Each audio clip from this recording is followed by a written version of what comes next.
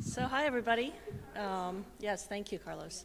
Let me start by saying I'm a lawyer, and I teach space law. I teach 6 different space law classes at the University of Mississippi, and so to take all of space law and put it into a half hour is really, really hard for me. So people start cutting me off when I'm getting too long. I think as Anita said, I am a professor of space law at the University of Mississippi. We're the only air and space law center in the entire country, one of only 4 in the world. So we're really proud of that. I'm also the co-founder of an organization called For All Moonkind, which is the only organization in the world that's focused on protecting cultural heritage in outer space. And so I'll talk a little bit about that, but one of the really special things about For All Moonkind is that we are a permanent observer to the United Nations Committee on the Peaceful Uses of Outer Space. And so the past 5 years, we've really been right at the forefront of seeing law being formed at the United Nations level. And of course, I'm president of the National Space Society. If you're not a member, join. We have amazing programs. We're working really hard on bringing more young students in. We'd love to have your students come in. And we're trying to really build a lot of programs to get people more excited about building human communities in space. Have to start with heritage. This week is the 51st anniversary of the Apollo 15, launched a couple days ago and landing tomorrow on the moon. And so 15 was actually the first human carrying wheels on the moon, because the Russians had the first wheels on the moon with Lunokhod 1. When I talk to students, the biggest thing that I can say about space law is how important it is. You know, with the decisions we make today with respect to anything about space, whether it's frequency regulation or orbital debris, every decision we make today is going to impact our human future in space. It's going to impact what our human communities look like in space. It's going to impact our human relationship with space and the space around us forever and ever. So this generation, more than any, is really facing this potentially awesome opportunity to create the future we all really want in space. So space law starts in 1957. The law is, public international law is made by states. I'd like to use this slide first because before 1957, we didn't have anything in space, right? And we had decided as an international community that a state, a country, owns all of the airspace above it. So that's why if you want to fly a plane over Canada or over Russia, you have to ask permission. And if you do it without permission, they have every right to shoot you down. So then we had Sputnik, and it went around a lot of countries in space, right? And a funny thing happened. Nobody objected. President Eisenhower made the decision that, okay, they got there first, but we all want space, and we all want to have access to space, so we're not going to object to the fact that this flew over the space over the United States.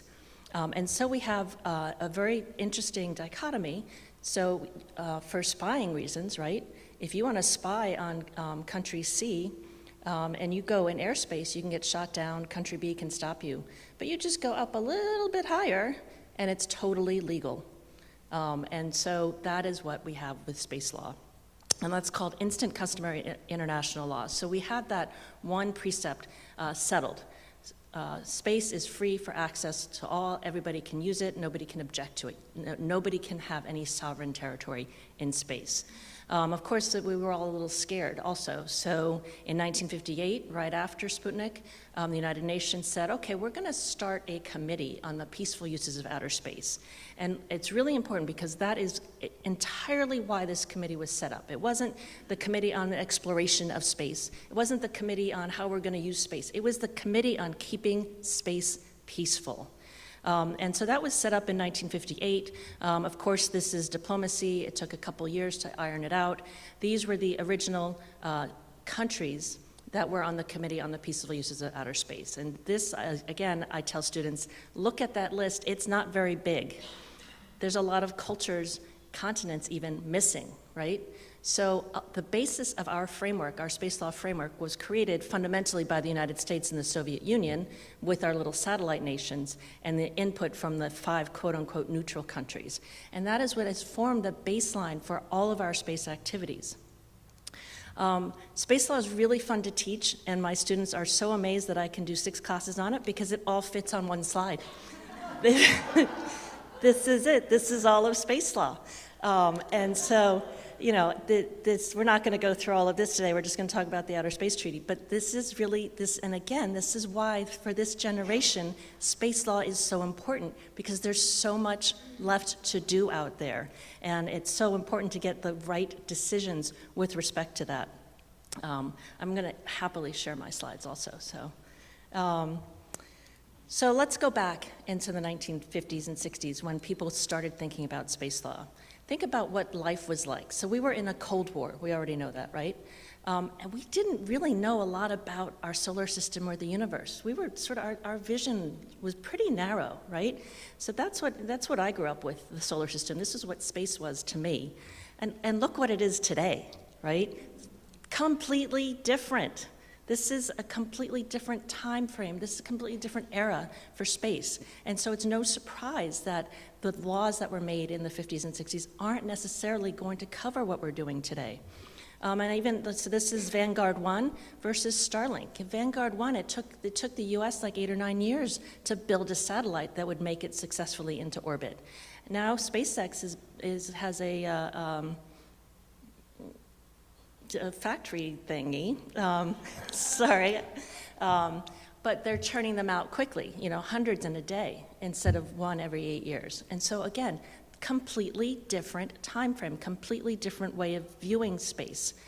And so when we talk about space law, we're really talking about minding the gaps and the inconsistencies in the law.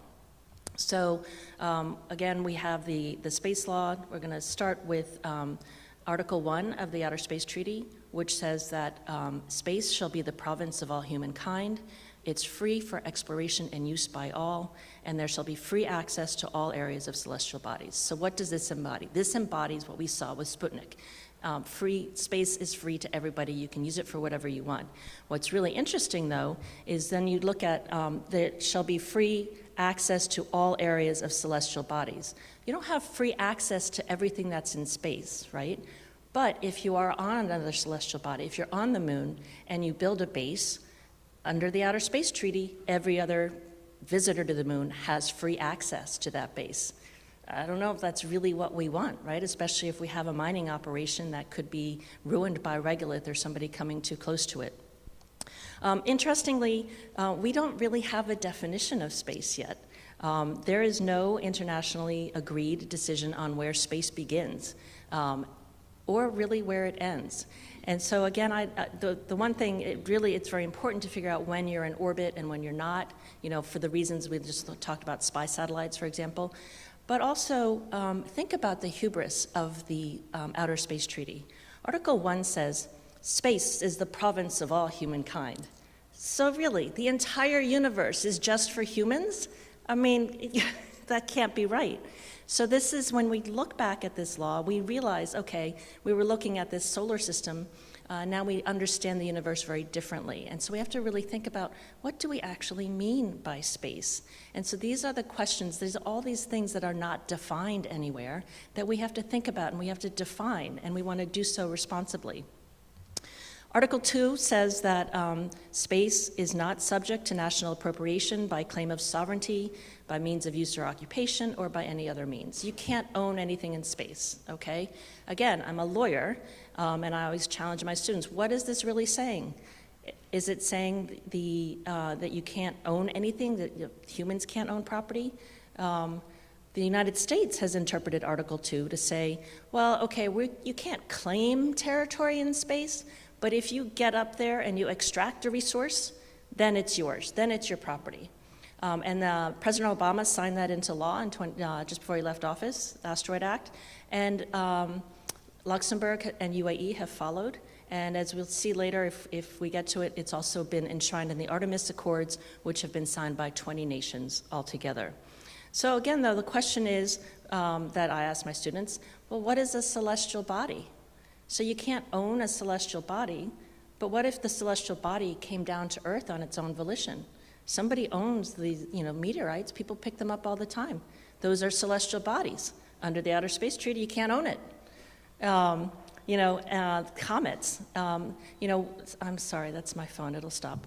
And certainly the moon is a celestial body, but where is the line? Where's the cutoff? Are you really telling me if I go into space and a speck of dust, cosmic dust, hits my windshield, I can't, keep it as a souvenir because it's a celestial body? So again, these are the kinds of definitions. These are the things we weren't thinking about when we were trying to keep the peace in space, but now we have to think about. And what is a space resource? So when we think about resources, we think about mining helium-3, we think about water. I believe our greatest resource in space is our history, and our history is unprotected. Nothing protects that blueprint. Anybody could go and erase it. That's a space resource. It should be protected. No protections under current law. Article 3 of the Outer Space Treaty says that international law applies in space. Okay, great. Well, international law says that every human being has a right to own property. So how does that jive with Article 2? Can you own property? Can you not? We've got to figure this out. International law applies in space. Article 4 is our peacekeeping one. We cannot put nuclear weapons or weapons of mass destruction anywhere in space, okay? What's missing? Conventional weapons. We can put conventional weapons anywhere we want in space, except the moon and other celestial bodies shall be used exclusively for peaceful purposes. Again, it's not saying space shall be used exclusively for peaceful purposes, just the moon and other celestial bodies. So we have a big gap there.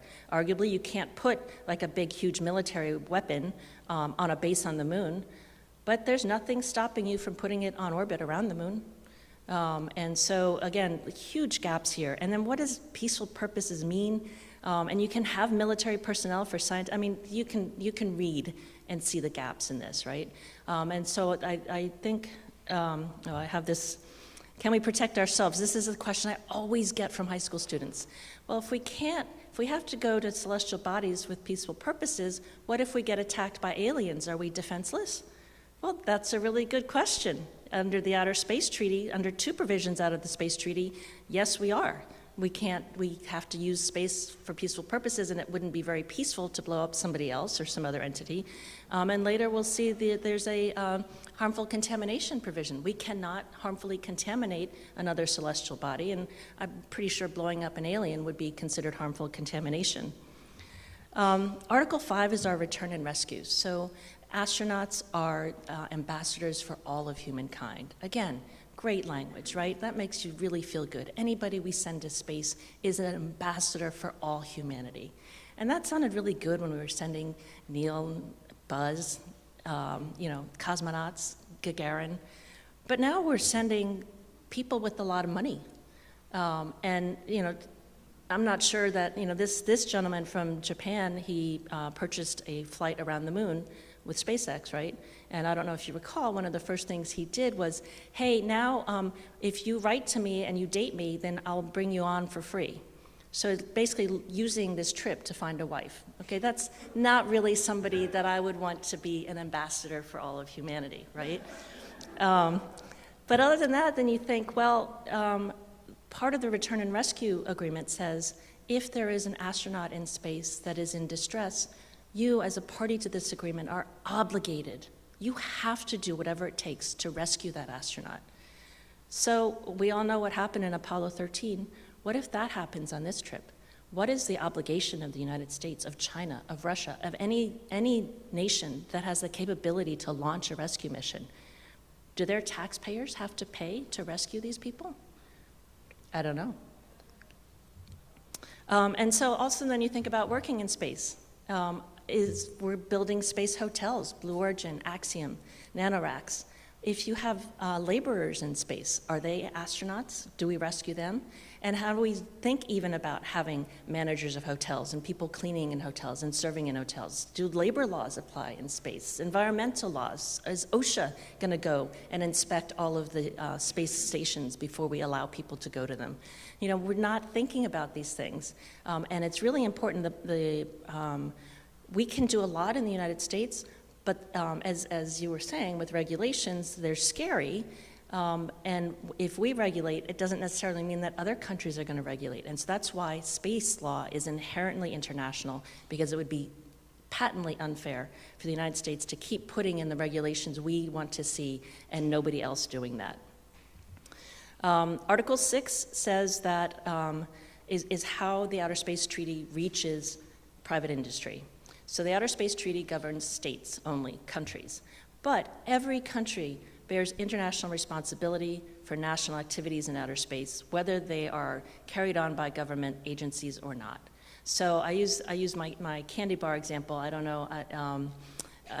If I go to Canada and I steal a case of candy bars and run across the border with them, right?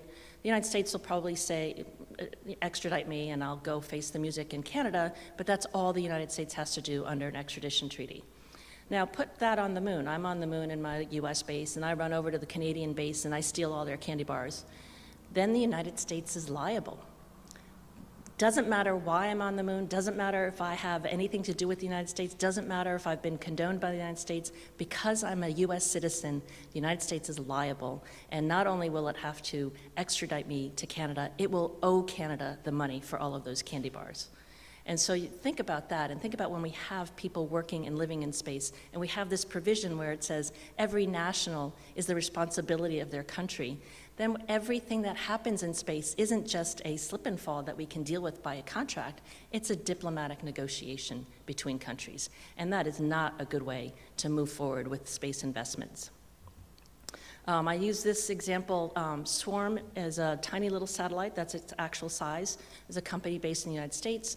They wanted to launch 4 satellites as a proof of concept, and the United States, the FCC said, no, we're not going to let you launch because they're too small, and we won't be able to track them, and that will make us irresponsible, right? The United States said, this is our regulation, we can't track it, we can't trust you. So what did Swarm do? They went to India and were launched by India. And so that shows you why we need international agreement about how we regulate our space businesses. It also comes up with respect to Starlink. There's all sorts of things that come up with Starlink. You know, from the concept of supervision, China actually wrote a formal letter to the United Nations, a note verbal, complaining about Starlink and nicely reminding the United States that if Starlink actually hits our space station, then you are liable. Now, just for the record, the Chinese had to complain that they had to move out of the path of the Starlink twice last fall. The United States ultimately responded and said, yeah, you know, we were tracking China and we didn't think it was an issue, A. B, Starlink was there first, and C, you know, you could have just picked up the phone and called us instead of making it a diplomatic incident. So again, this is really illustrative in terms of what is space going to look like. Are we going to be battling each other with note verbals through the UN, or are we going to be able to put on our big boy pants, big girl pants, and talk to each other like normal people? The other issue with Starlink is these are the products sent to the Ukraine. Okay, so what has Elon Musk done there? He has sent Starlink these capabilities to the Ukraine. There's a whole courses taught on what is an active war, who can be targeted in a war, but arguably Elon Musk is now a legitimate target for Russia. These Starlinks are a legitimate target for Russian hackers. They have been hacked. Now, you know, is a cyber attack an attack? How do you defend against it? Can you retaliate in self-defense? These are all questions we're going to have to be able to answer because it's Starlink. There's going to be a lot of commercial satellites, there's going to be a lot of dual-use satellites, and we have to understand what do we want from our government in terms of protection, right? Is this going to be like the high seas where we protected our merchant vessels, or is this going to be something different? And what happens when our commercial private entities get involved in wars?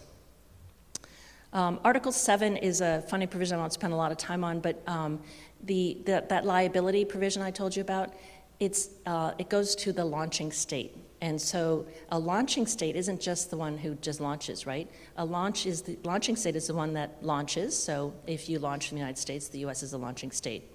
Procures the launch.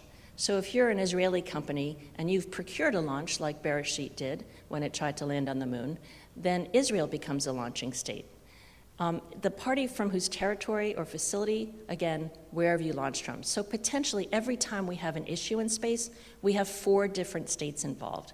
And so again, diplomatically, it's just a morass. Article 8, registration, this should be really good. This should have been really good. If you're gonna launch something into space, tell the rest of the world so we can stay out of its way. And we actually have a registry at the United Nations. This is what it looks like. Unfortunately, we know that orbits aren't perfect, right? That the Earth is constantly pulling on the satellites, and they're constantly having to adjust and move, and people are avoiding each other. None of that is recorded. All you have to do is register when you launch something into space. So our registry is woefully bereft of actually useful information. The final provision of the Outer Space Treaty that actually affects your activities in space is Article 9, the due regard provision. This is the only thing. So we've said space is free for all. Anybody can go, anybody can do anything. We know that international law applies. We know that you can't put nuclear weapons or WMD in space. And this is the only other thing that limits our activities in space, and that's that we have to implement our activities with due regard to the corresponding interests of all other states, and we have to avoid the harmful contamination of our own Earth and of other celestial bodies. So due regard, that's an interesting concept, right?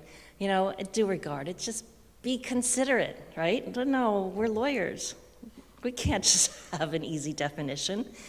Under the law, due regard is a balancing provision. You're going to look at the extent of the regard required by the convention. You're going to look at the nature of the rights held, blah, blah, blah. This is not giving investors any certainty.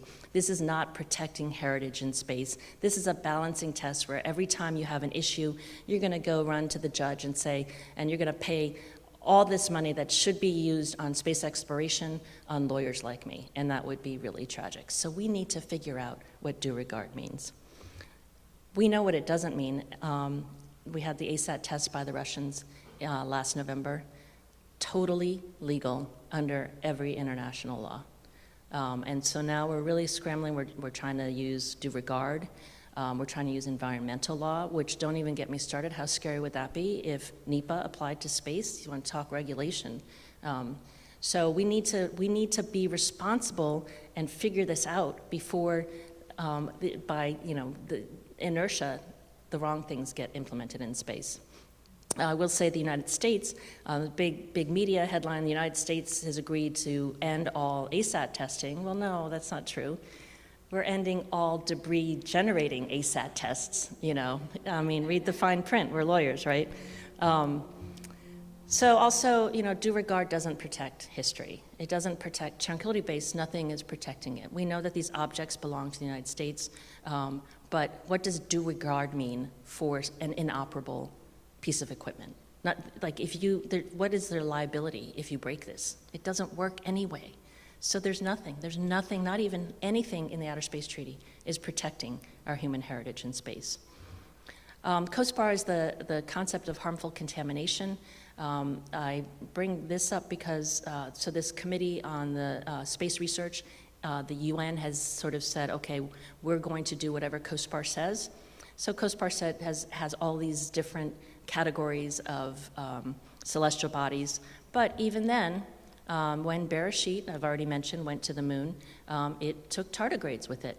And nobody told the FAA, nobody told the FCC, nobody told anybody. Arguably, the person who sent them, Novak, Arc Mission Foundation, didn't tell Beresheet, Space IL.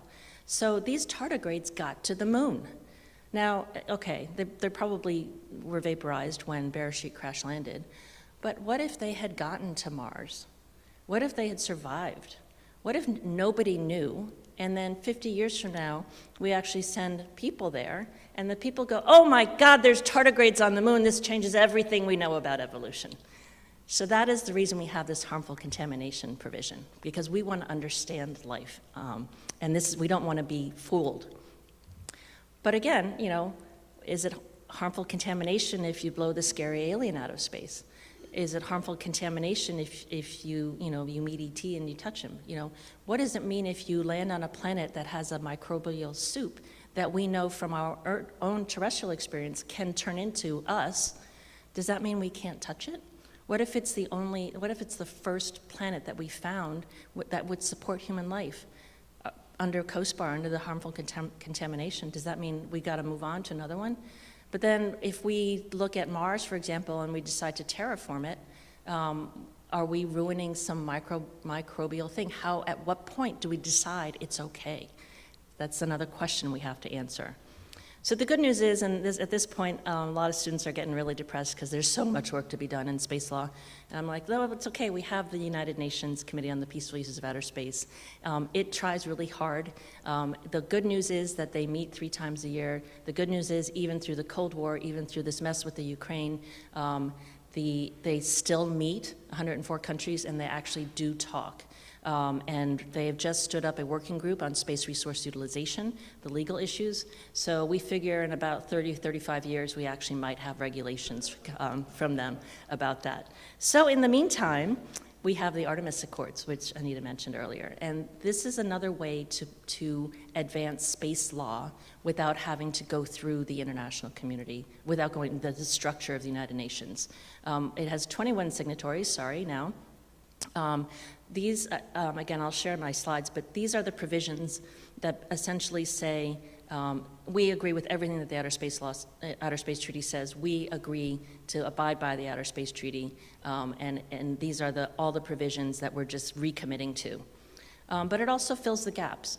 Section 5 talks about interoperability, and that's just common sense. If you send stuff to the moon, it ought to be able to work together with other stuff. Section 10 we talked about, that's that Article 2 interpretation, the US interpretation is that if you mine it, you own it. And Section 11 is this concept of deconfliction of activities. So this is an idea of a safety zone. If you go to space and if you start a mining operation on the moon, if you're in the peaks of eternal light, you ought to have some sort of a zone around you where you can protect your stuff. Okay, so why does this have to be an international decision? Because imagine if a country that shall not be named goes up to the moon and says, oh, this is a really delicate piece of equipment. We need a 50-kilometer radius around it. That's our safety zone. That's untenable. So we really need international agreement as to what kinds of risks we're willing to take with respect to things like the plume effect, with respect to national security. How are we going to define these safety zones? And so from the prospect of For All Mankind, we look at it and say, we can start with heritage. We all agree that heritage is a universal human value, of universal value to all of humanity. So if we can agree to protect our heritage in space, that's a good baseline to start thinking about protecting safety zones to operational materials in space. So I think I came in under a little even. So I always leave my students with this perspective of the universe. That's Earth right there. And just think about all of the things that we've seen from James Webb. What will we discover? Only our imaginations bind us at this point. Thank you.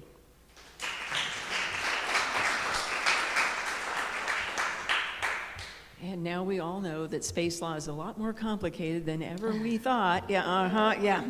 So if your students are interested in space but not interested in engineering or technology, send them to Michelle. Absolutely. How many other universities worldwide do space law?